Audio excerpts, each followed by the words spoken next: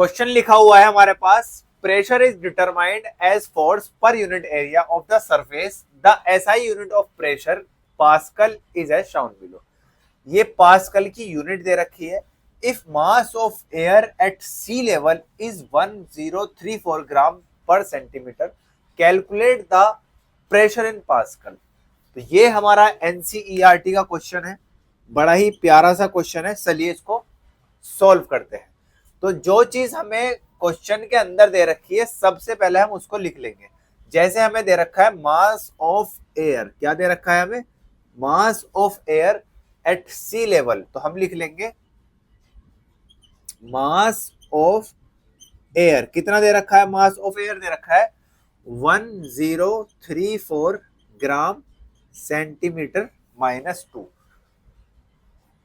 और देखो यहां पे दे रखा है न्यूटन मीटर में, मीटर और सेंटीमीटर। तो हम इसको पहले चेंज कर लेते हैं। हम इसको चेंज करते हैं, जब हम ग्राम को चेंज करते हैं किलोग्राम में, तो हमको डिवाइड करना होता है 1000 से। ठीक है, जब हम इसको 1000 से डिवाइड करेंगे तो हमारे पास आएगा 1.034 किलोग्राम सेंटीमीटर माइनस 2। ठीक है, अब हमें क्या करना है? हमें निकालना है प्रेशर। किसके टर्म में? पास्कल के टर्म में। तो हमारे पास प्रेशर का फॉर्मूला होता है फोर्स अपॉन एरिया। प्रेशर का फॉर्मूला क्या है? Force upon area. तो हमें इस क्वेश्चन में दो चीजों की जरूरत पड़ेगी, एक फोर्स की जरूरत पड़ेगी और एक हमें एरिया की जरूरत पड़ेगी। अगर हमें ये दोनों चीज मिल जाए तो हमारा आंसर आ जाए। तो अब क्योंकि इसमें डायरेक्टली फोर्स भी नहीं दे रखा, डायरेक्टली एरिया भी नहीं दे रखा, तो हमें फोर्स भी निकालना पड़ेगा, एरिया भी निकालना पड़ेगा। तो अगर हम जानते हैं फोर्स बराबर होता है m इंटू जी, मास की वैल्यू हमें दे रखी है 1.034। कितनी दे रखी है?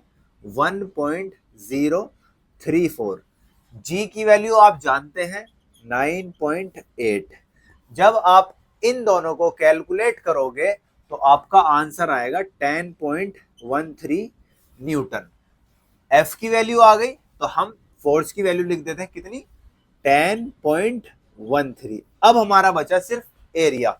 तो एरिया, क्योंकि इसके अंदर एरिया भी नहीं दे रखा, चलिए एरिया निकालते हैं। आप जानते हैं 1 सेंटीमीटर बराबर होता है 10⁻⁻² मीटर। 1 सेंटीमीटर बराबर होता है 10⁻⁻² मीटर। क्योंकि हमें एरिया निकालना है तो हमें इसको चारों साइड लाना पड़ेगा, तो हम सेंटीमीटर को स्क्वायर कर देंगे। जब आप 10⁻⁻² के ऊपर स्क्वायर चढ़ाते हैं तो ये आपस में कैलकुलेट हो जाती है और बन जाता है 10⁻⁴, सॉरी -4। ठीक है, अब 10⁻⁻⁴ आ गया, हम यहां लिख देते हैं 10⁻⁻⁴। जब आप इसको कैलकुलेट करोगे तो ये पावर ऊपर चली जाएगी, 10.13 इंटू 10⁻⁴। क्योंकि हमें जो निकालना था किसकी टर्म में निकालना था? पास्कल की टर्म में। तो ये हमारा आ जाएगा पास्कल।